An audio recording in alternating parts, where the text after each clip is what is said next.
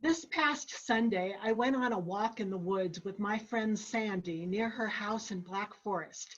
She was hosting me for the long Labor Day weekend at her home for a girls' retreat, which was just awesome and the perfect short getaway that I've been craving since the pandemic hit several months ago.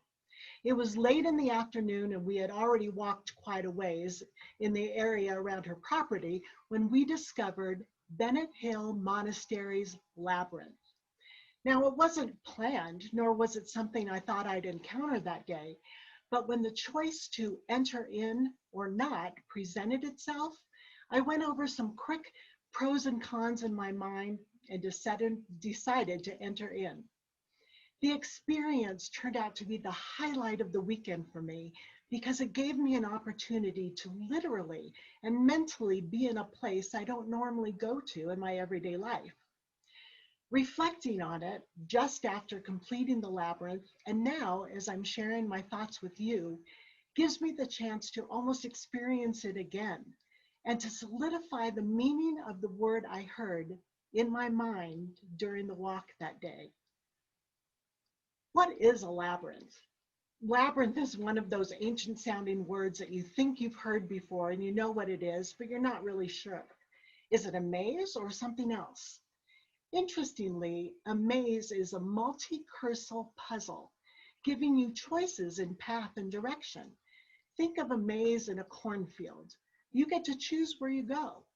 But a labyrinth is unicursal, meaning it only has a single non-branching path which leads to the center.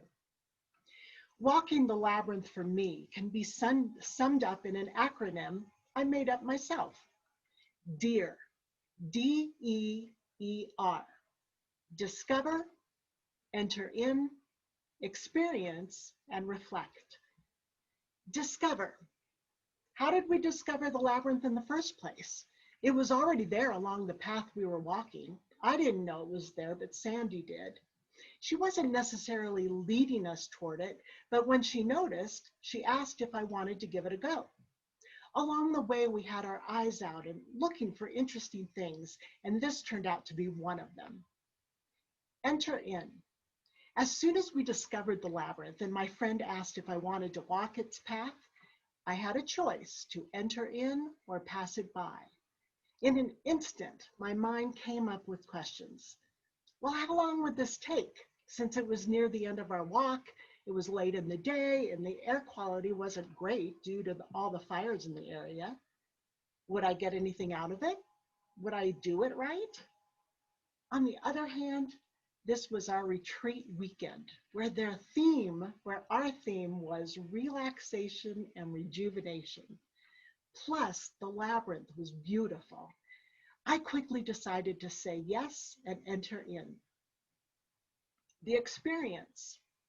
I followed Sandy onto a short path leading up to the hill and up to the entrance. I'm not great at knowing how big an area is, but compared to a football field, I estimate that the labyrinth circle covers about a sixth of a football field, but don't quote me on that. I took the first step onto the path after letting Sandy go first and give her some time to get a head start. There were medium-sized, light-colored rocks on either side of the narrow path, with lots of pine needles from the trees that had fallen on the ground, giving a nice cushion to my hiking boots. I started walking. It was pretty easy because there was only one path to follow. It went straight and then to the left and then straight again and then right and on and on. I had no idea how I would cover the whole circle and then end up in the middle, but I had confidence that I would eventually get there. I tried to quiet my brain as I walked, empty it, focus on nothing. That didn't work. I kept talking to myself. Breathe, Athena. Be quiet, be calm. Listen to the soft sounds of the woods. I was really struggling. I'm not doing this right. Athena, stop talking. Okay, welcome to my brain. Well, after several minutes of that, I did seem to be calming down some and getting into a rhythm of walking along. And I think I was actually listening. The word I heard was be. Just be. Be? What does that mean? Then I started another conversation. Okay, I'm walking along this path. You're asking me to just be. How can I do that when I'm actually doing something? I'm walking. Or maybe be means to be in the moment. Be here. Be where you are fully. Be fully in the moment. Be 100% here. Not just right now, but in my everyday life. Be. And lastly, reflect. I finally made it to the center where there were 4 benches made out of big pink stones set in a small circle. Sandy was there waiting for me.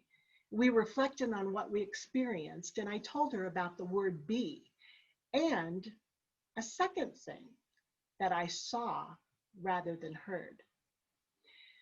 I saw a picture in my mind's eye of 100 or so dancers dressed in white, dancing joyfully all over the space. Were they dancers that I will someday coordinate into an actual future live event at this very labyrinth? Or were they angels? Or were they all me? The labyrinth walk wasn't exactly what I expected, but it turned out to be more than I hoped for. I encourage you to look for beautiful discoveries, enter into them, experience them fully, and then take the time to reflect. I can tell you from my labyrinth experience, you'll be glad you did. Go ahead and be a deer.